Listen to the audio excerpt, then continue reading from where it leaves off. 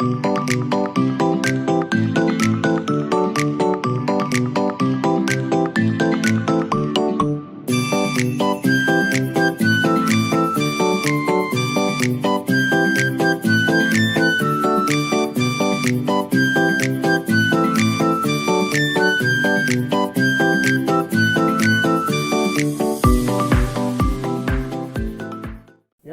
setelah kemarin kita sudah bahas tentang namanya DFS atau Depth First Search, lalu pertemuan kali ini kita bahas tentang namanya Breadth First Search atau BFS.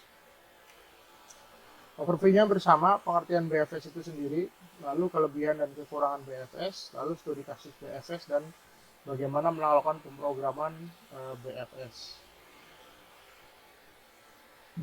Breadth first search adalah algoritma pencarian melebar. Jadi kalau yang kemarin itu adalah deep, gitu kan.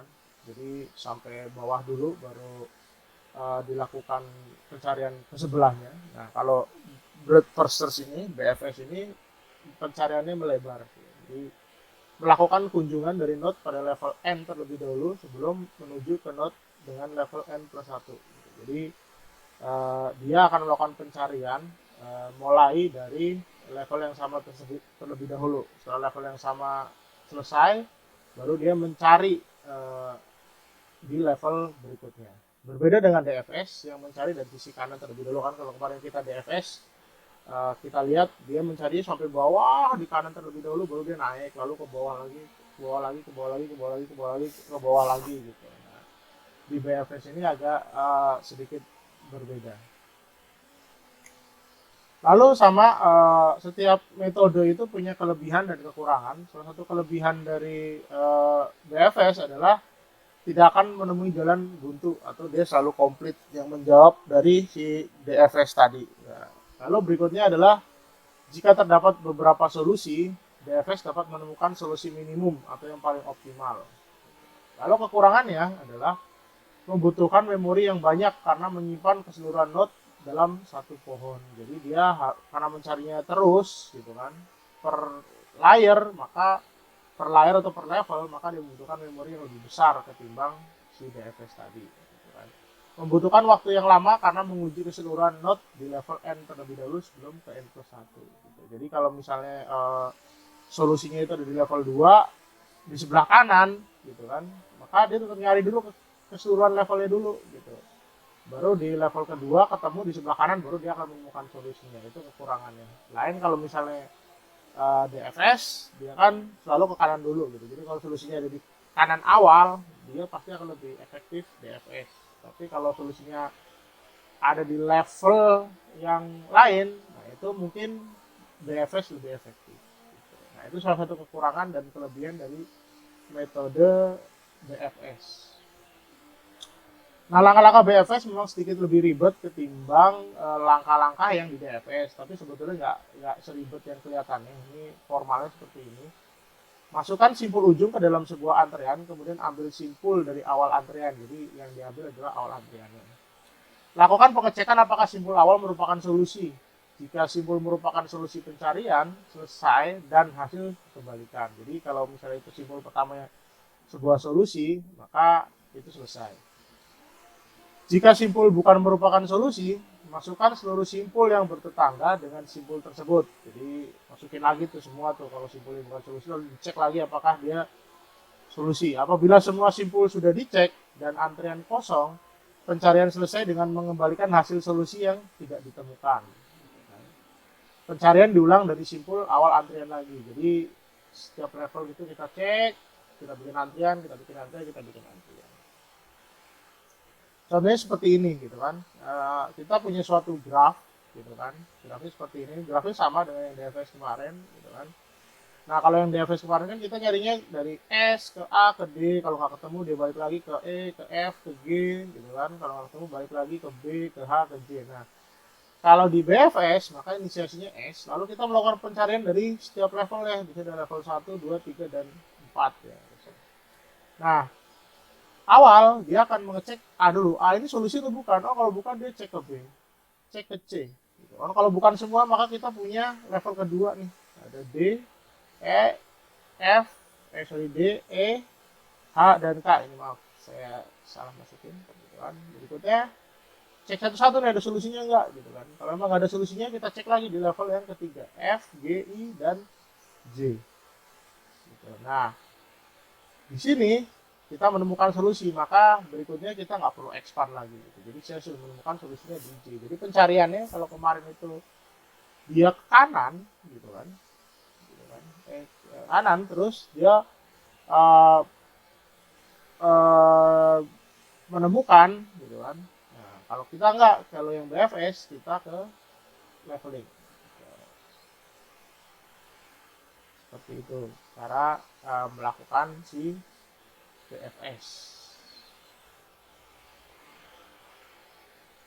Nah, lalu studi kasusnya sama, kita cari menggunakan contoh yang sama seperti kemarin adalah pencarian jarak terdekat dari Aran ke Bukares. Gitu. Berdasarkan titik-titik yang dilewati sejauh apa. Gitu kan.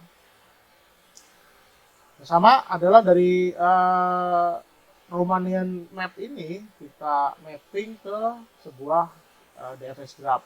Gitu kan. Ini harus BFS graph.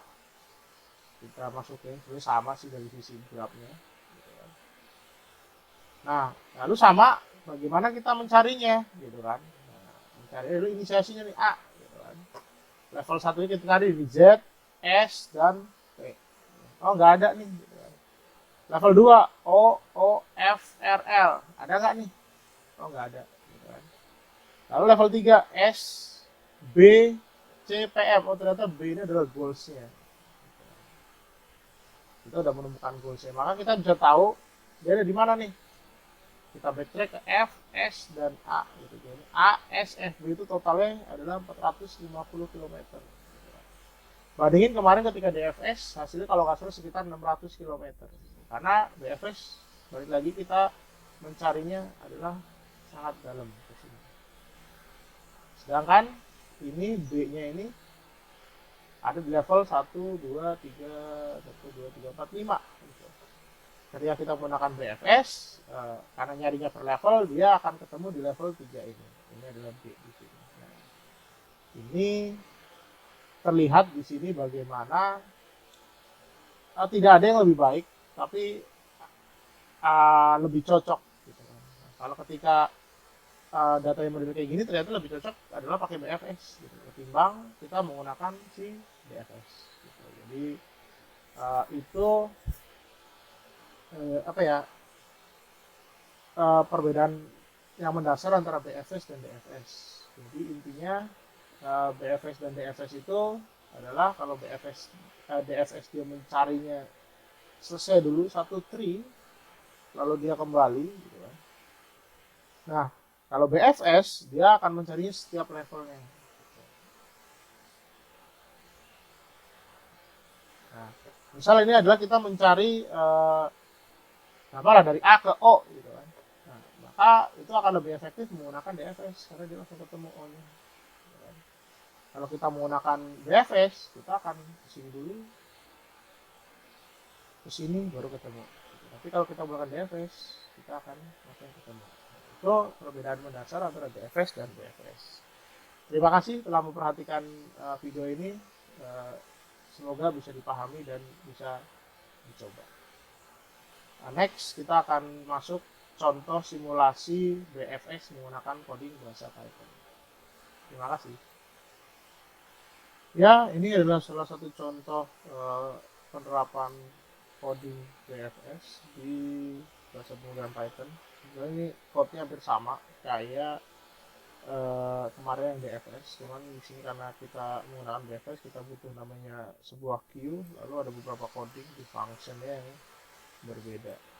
Nah, ini contohnya grafnya sama dengan variabel yang digunakan pada DFS. Kita langsung lihat visited grabnya mulai dari mana nih. Visited, lalu grabnya, lalu A-nya. Kita coba jalanin. Run. Nah, lalu di sini kelihatan dia jalan dari A, Z, S, T, O, O1, F1, R1, gitu kan. Nah, itu sama flow-nya dengan yang di slide tadi saya jelaskan di slide sebelumnya. Jadi ini adalah algoritma BFS secara bahasa pemrograman Python ini disimulasikannya seperti ini. Gitu.